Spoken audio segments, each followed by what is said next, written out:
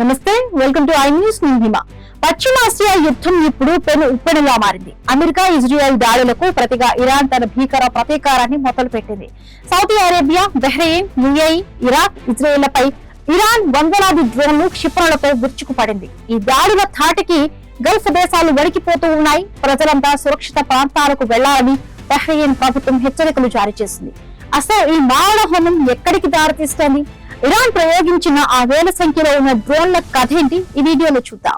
Iran గడ్డపై America క్షిపణులు మృత్యు ఘోషణ వినిపిస్తున్నాయి. అమెరికా సెంట్రల్ కమాండ్ విడుదల చేసిన తాజా గణాంకాలు చూస్తుంటే ఇరాన్ను కోలుకోలేని విధంగా దెబ్బకొట్టడమే లక్ష్యంగా ఆపరేషన్ ఎపిక్ ఫ్యూరీ సాగుతోంది.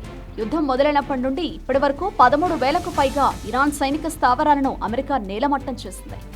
ఇందులో అత్యంత కీలకమైన ఇస్లామిక్ రెవల్యూషనరీ గార్డ్ కార్ప్స్ ప్రధాన కార్యాలయాలు, అత్యాధునిక air defence systems, ballistic missile ప్రయోగ కేంద్రాలు పూర్తిగా ధ్వంసమయ్యాయి.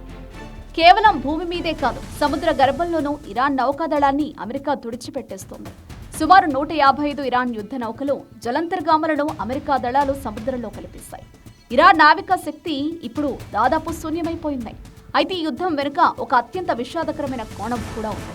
Human rights activist news agency report ప్రకారం ఈ దాడుల వల్ల ఇరాన్లో ఇప్పటి వరకు 3,500 మందికి పైగా ప్రాణాలు కోల్పోయారు. వీరిలో 1,665 మంది అమాయక పౌరులు ఉండడం ప్రపంచాన్ని కలిచివేస్తుంది. అమెరికా, ఇజ్రాయెల్ బలగాలు ఇరాన్లోని ప్రధాన నగరాలను లక్ష్యంగా చేసుకుని దాడులు చేస్తున్నాయి. నివాస ప్రాంతాల సమీపంలో ఉన్న సైనిక స్థావరాలను ధ్వంసం చేసే క్రమంలో సామాన్యులు బలైపోతున్నారు. ఇరాన్ తన సైనిక సామర్థ్యాన్ని దాదాపుగా కోల్పోయిందని, ఇక యుద్ధం చేసే స్థితిలో లేదని అమెరికా సైనికాధికారులు భావిస్తున్నారు. కానీ పౌరుల మరణాలు పెరుగుతుండటంతో అంతర్జాతీయ స్థాయిలో నిరసనలు వ్యక్తమవుతున్నాయి.